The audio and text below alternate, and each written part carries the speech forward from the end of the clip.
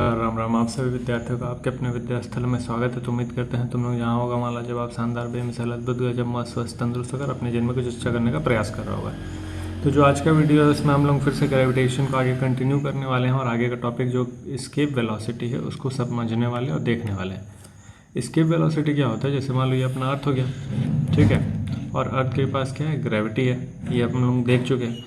लेकिन ये जो ग्रेविटी, और ये भी देखें कि जैसे जैसे हम लोग ऊपर जाएंगे ये ग्रेविटी डिक्रीज़ होगा, जैसे जैसे नीचे आएंगे ये ग्रेविटी डिक्रीज़ होगा। ये भी हम लोग देखें हाइट पे कैसे डिपेंड कर रहा है या फिर डेप्थ पे कैसे डिपेंड कर रहा था, जी का वैल्यू, स्मॉल जी का वैल्यू। तो हम लोग ये देखें कि जैसे जैसे हम लोग ऊपर जाएंगे ग्रेविटी डिक्रीज़ कर रहा। तो जब जैसे जैसे हम लोग ऊपर जा रहे ग्रेविटी डिक्रीज़ कर रहा है तो कोई एक ऐसा पॉइंट भी तो आएगा जहाँ पे ग्रेविटी का वैल्यू क्या हो जाएगा, ज़ीरो हो सकता है ना। जब ऊपर जाते जाते डिक्रीज़ करो और यहाँ पे उसका वैल्यू 9.8 है, सरफेस पर 9.8 मीटर पर सेकंड स्क्वायर है, तो ऐसा कोई एक पॉइंट आएगा जब हम लोग हाइट में राइज करेंगे जहाँ ग्रेविटी का वैल्यू क्या हो जाएगा, ज़ीरो। ठीक है। तो अगर मान लो कोई चीज़ है अर्थ सरफेस पे, कोई चीज़ है अर्थ सरफेस पे, इसको हम फेंक रहे हैं इतने स्पीड से, क्योंकि हमको क्या देना पड़ेगा, एक्सेलरेशन देना पड़ेगा किसी चीज़ को इससे अगेंस्ट में।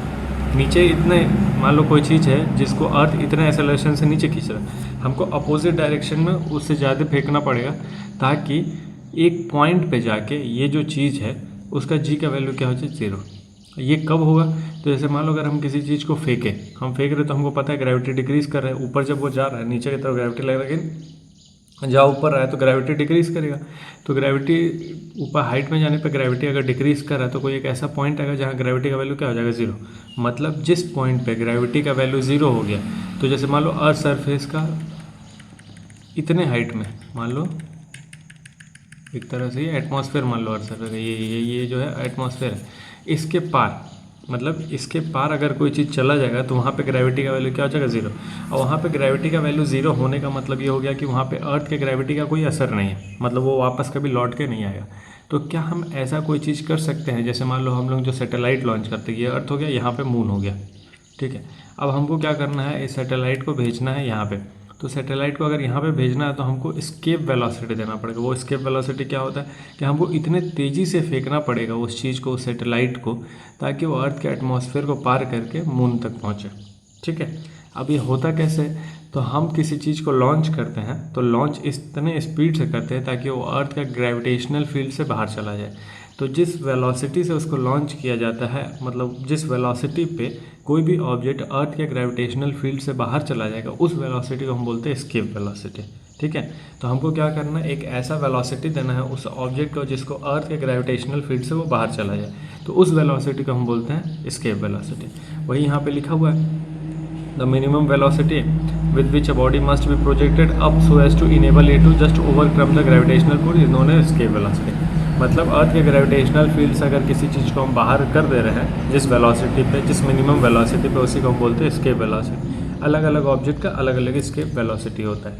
अब इसके बारे में थोड़ा कुछ देख लिया जाए। जैसे ये अपने पास अर्थ हो गया जिसका मास क्या हो गया, कैपिटल एम, रेडियस क्या हो गया, कैपिटल आर। और अपने पास कोई ऑब्जेक्ट होगा, ऑब्जेक्ट है ना जिसका मास स्मॉल एम है, ठीक है, ये ऑब्जेक्ट हो गया स्मॉल एम। अब क्या कर रहा है, लेट ये सारा mass and radius of planet with object mass respectively, ये सारा कहानी हो गया। We also let there is no air resistance, no other planet gravitational, so its energy is conserve. तो हम यहाँ पे कोई एक्सटर्नल फैक्टर नहीं मान रहे। एक्सटर्नल फैक्टर कहने का मतलब कि जैसे हम किसी चीज़ को फेंक रहे तो भाई एयर भी तो रेजिस्टेंस लगाएगा, ठीक। दूसरा जो प्लैनेट है वो भी तो ग्रेविटेशनल पुल लगाएगा। तो ये सब फैक्टर्स को हम कंसिडर नहीं कर रहे हैं, हम लोग केवल सिंपल फैक्टर्स ले रहे हैं। अर्थ का मास एम है, ऑब्जेक्ट का मास है स्मॉल एम है, अर्थ का रेडियस आर है, हम वेलोसिटी वी से लॉन्च कर रहे हैं। ये सब सिंपल फैक्टर लेके सॉल्व करेंगे। तो जब ये सिंपल फैक्टर्स लेके सॉल्व करेंगे तो हम लोग अप्लाई करेंगे यहाँ पे law of conservation of energy. कौन सा law of conservation of mechanical energy में क्या पता चलेगा कि जो initial kinetic energy, final energy, potential energy, वो फाइनल काइनेटिक एनर्जी और पोटेंशियल एनर्जी के बराबर होगा। अब इसमें क्या देखने को मिलता है, तो अगर हम लोग बात कर लेंगे इनिशियल पोटेंशियल एनर्जी, तो हम लोग डिराइव करके फॉर्मूला लाए थे -G(m)m/r। ये फार्मूला लाए थे हम लोग पोटेंशियल का। अगर इनिशियल काइनेटिक एनर्जी बोल देंगे तो यही तो होगा हाफ एम वी स्क्वायर, क्योंकि ऑब्जेक्ट को वी वेलोसिटी से फेंक रहे हैं तो उसको बोल दिया हाफ एम वी स्क्वायर। अब फाइनल पोटेंशियल एनर्जी कुछ भी नहीं होगा, काइनेटिक एनर्जी भी कुछ भी नहीं होगा, क्योंकि वो बाहर चला जाएगा, ठीक। अब हम लोग क्या कर ले, थोड़ा सा रीअरेंजमेंट कर ले। रीअरेंजमेंट में क्या, इस पार्टी को उधर भेजेंगे और एम से एम को कैंसिल करेंगे, तो केवल जो बचेगा अपने पास वो बचेगा हाफ वी स्क्वायर ई में और ये उधर चल गया तो जी एम अपॉन में आर, ये बचना है। अब थोड़ा सा रीअरेंजमेंट एक बार और कर ले तो एस्केप वेलोसिटी आ जाएगा अंडर रूट में 2gm अपॉन में आर।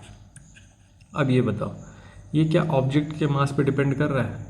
तो हम ये खुद को फेंकें, चाहे इस पेन को फेंकें, चाहे मोबाइल को फेंकें, उस मास पे डिपेंड नहीं करेगा एस्केप वेलोसिटी। एस्केप वेलोसिटी किन किन चीज़ों पे डिपेंड कर रहा है? तो ग्रेविटेशनल कांस्टेंट पे, मास ऑफ अर्थ पे और रेडियस ऑफ अर्थ पे। ठीक है, तो क्या बात हो गया यहाँ पे? It is true for all planet. तो जब स्मॉल एम पे डिपेंड नहीं कर रहा तो true for all planet, but it should be launch from its surface. तो क्या कंसिडर कहाँ से करना है अपने को? सरफेस से लॉन्च करना है। तो जब हम किसी चीज़ को प्लैनेट के सरफेस से लॉन्च करेंगे तो जो एस्केप वेलोसिटी हो जाएगा उस ऑब्जेक्ट के लिए, तो ये हो जाएगा एस्केप वेलोसिटी। समझ आए बात? क्या हो जाएगा? अंडर रूट में 2gm अपॉन में आर। ठीक है, इसको याद रखना है क्योंकि इंपॉर्टेंट फॉर्मूला एस्केप वेलोसिटी। अब ये पर्टिकुलरली हम जैसे gm अपॉन m प्लैनेट का मास, आर रेडियस ऑफ प्लैनेट हो जाता है। अब इस चीज़ को पर्टिकुलरली फॉर अर्थ अगर हम बात करें तो अर्थ के लिए अगर बात करेंगे तो स्मॉल जी और capital G M R square, कुछ ये रिलेशन होता है अपने को। तो ये जो जी एम आर है इसके जगह पे हम क्या लिख देंगे? तो कुछ रिप्लेस करके तो लिख देंगे। तो जी एम अपॉन में आर अगर होता तो उसकी जगह स्मॉल आर लिख देते, लेकिन यहाँ पे जी एम आर स्क्वायर के जगह पे जी होता है। तो यहाँ से एक आर यहाँ चला जाएगा तो हम क्या लिख सकते हैं? पूरे की जगह पे जी आर लिख सकते हैं। तो अगर हम लोग फॉर अर्थ अगर बात करने जाएंगे और ग्रेविटी से रिलेट करने जाएंगे, मतलब स्मॉल जी से, तो जो इसको एस्केप वेलोसिटी हो जाएगा अंडर रूट में 2gr।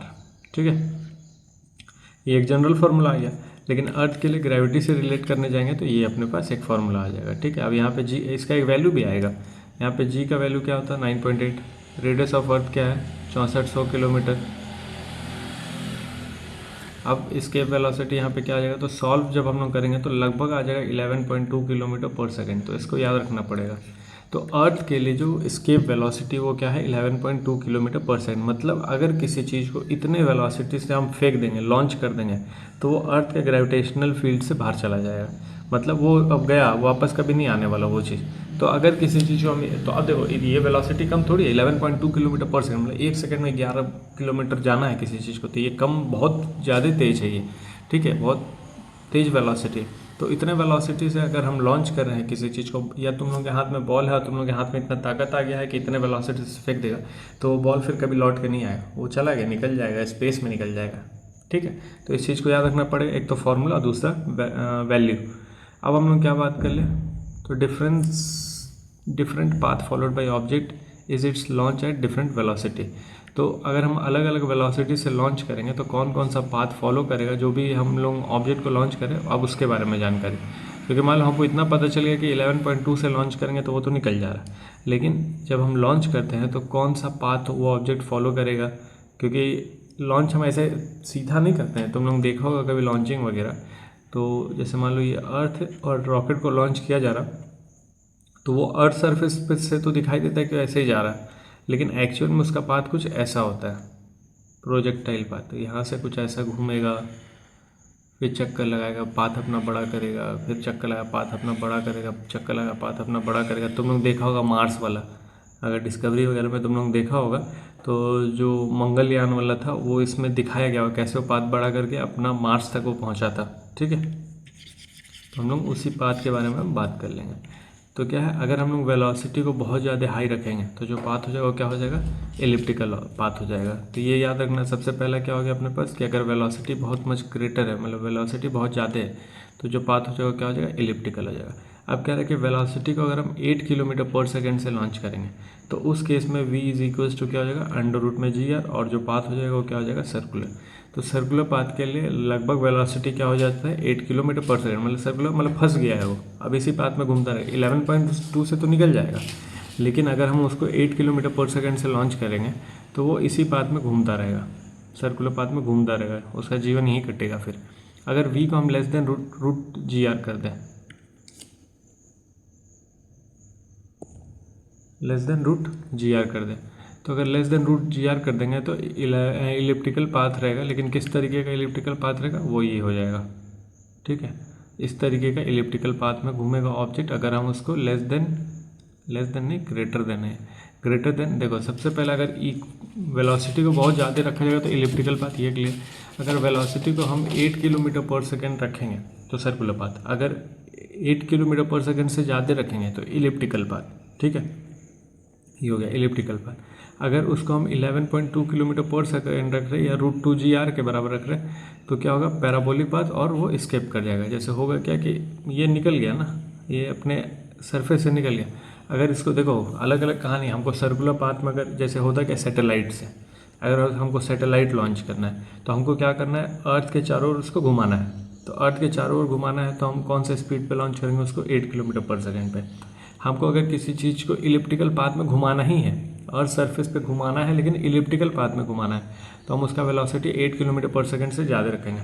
अगर किसी चीज़ को हमको निकालना है, हमको घुमाना नहीं है, उसके चक्कर में रखना, बाहर करना है अपने को, तो बाहर करने के लिए हम √2 GR के बराबर दे दें या उससे ज़्यादा दे दें, दोनों केस में बाहर चला जाएगा, स्केप हो जाएगा।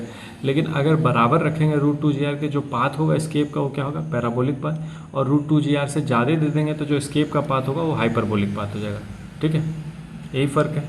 तो ये सब पाथ के बारे में जानकारी होगी कि अगर हमको सर्कुलर पाथ में किसी चीज़ को घुमाना है तो 8 किलोमीटर पर सेकंड से घूमेगा। अगर 8 इलिप्टिकल पाथ में घुमाना है तो √2 GR से ज़्यादा के स्पीड में, और लेस देन 11.2 से, मतलब रूट क्या होना चाहिए, अगर इलिप्टिकल पाथ में घुमाना है तो वेलोसिटी जो होना चाहिए वो ग्रेटर देन होना चाहिए √GR और लेस देन होना चाहिए √2GR, ठीक है, मतलब 8 से ज़्यादा और 11.2 से कम होना चाहिए। तो इस केस में इलिप्टिकल में घूमेगा। और हम अगर √2 GR कर देंगे तो स्केप हो जाएगा, इससे हम ज़्यादा भी कर देंगे तो भी स्केप हो जाएगा, ठीक है। तो इतना बात समझ आए। अब ये जो तीनों चारों पॉइंट है इसमें क्या देखने को मिलता है, तो इसमें ये देखने को मिलता है कि जो 1, 2, 3 है energy negative as they have closed path. तो हम लोग कौन सा 3 केस देखे जिसमें एनर्जी नेगेटिव आ रहा है, तो एक तो ये है, एक ये है और एक ये है। ये क्या है, क्लोज्ड पाथ है। तो क्लोज्ड पाथ है तो इसमें क्या देखने को मिलेगा, जो एनर्जी हो क्या रहेगा, नेगेटिव रहेगा। लेकिन चौथे में और पाँचवें में, तो देखो चौथे में एनर्जी 0 है, मतलब ये वाला जो केस है इसमें एनर्जी क्या है, 0 है। लेकिन पाँचवें में एनर्जी पॉजिटिव है, ठीक है, क्योंकि पाथ की वजह, सब पाथ पे डिपेंड कर रहा है। अगर क्लोज्ड पाथ है तो एनर्जी नेगेटिव है, ठीक।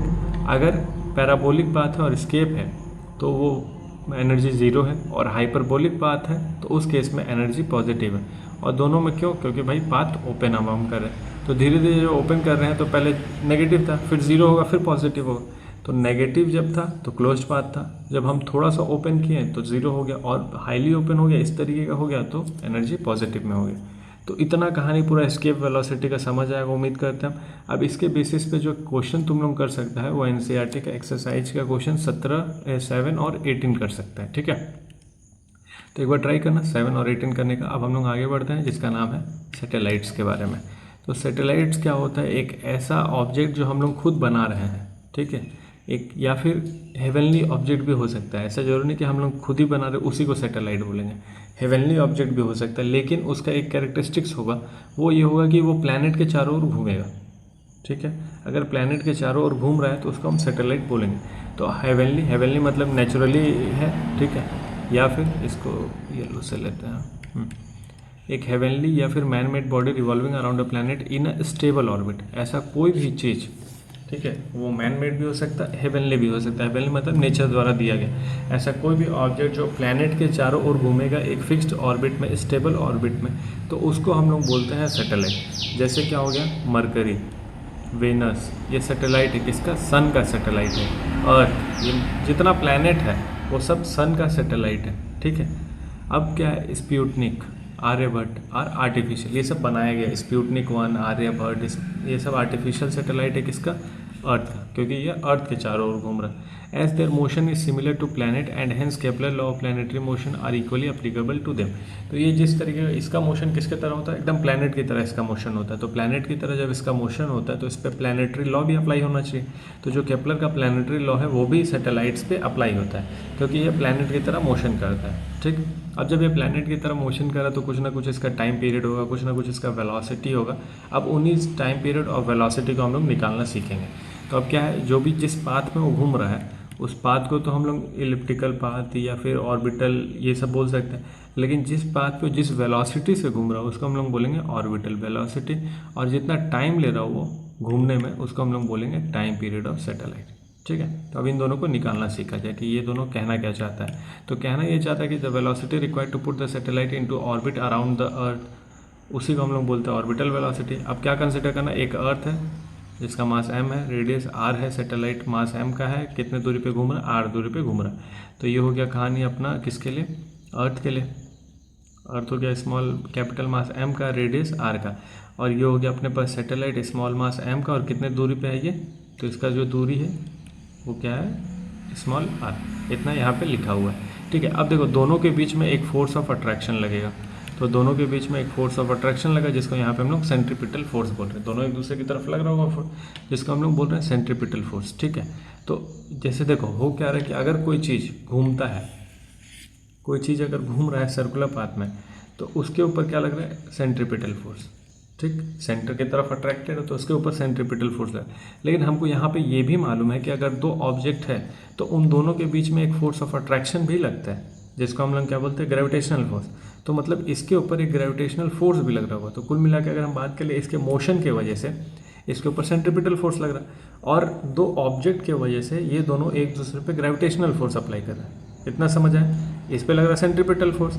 अब ये दोनों एक दूसरे पे कौन सा फोर्स अप्लाई करें, ग्रेविटेशनल फोर्स, क्योंकि दोनों के पास मास है, दोनों के बीच कुछ दूरी है, तो इस वजह से दोनों एक दूसरे पे ग्रेविटेशनल फोर्स अप्लाई कर रहा है। तो ये सारा मैथमेटिकली देखा जाए, और देखो इसका वेलोसिटी का डायरेक्शन इस तरफ दिया गया है, इसका वेलोसिटी का डायरेक्शन ये दिया हुआ है। ठीक, इतना क्लियर है। आगे हम लोग बढ़े, कह रहे हैं कि here the force of gravitation will provide necessary centripetal force to the satellite to move around the earth in circular orbit.